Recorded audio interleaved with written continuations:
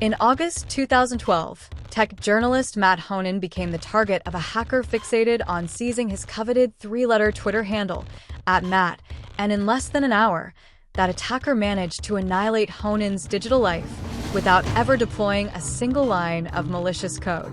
The breach began when the hacker, armed only with a concocted identity and a spoofed phone line, contacted Amazon's customer service and persuaded a representative to add a fraudulent credit card to Honan's account.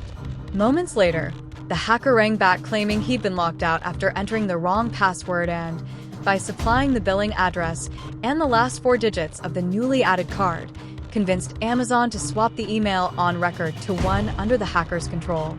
With that email change confirmed, the attacker dialed Apple's support line, impersonated Honan, and referenced the same card digits to override security questions on Honan's Apple ID.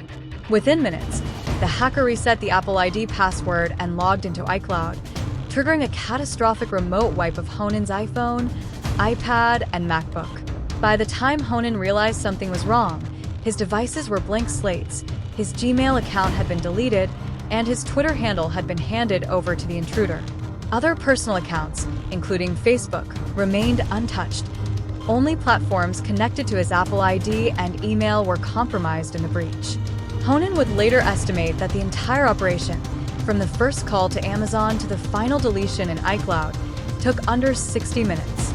In that brief window, he lost nearly a decade's worth of digital archives, work documents, correspondence, personal emails, and, most painfully, hundreds of irreplaceable family photos, including images of his newborn daughter. The hacker eventually confessed that the plan was never intended to cause such widespread damage. He just wanted the Twitter handle, he told Honan, but instead left Honan reeling from a profound invasion of privacy. The fallout was swift and far-reaching. Honan documented the ordeal in a viral Wired article, laying bare the human vulnerabilities that lie at the heart of even the most fortified tech giants.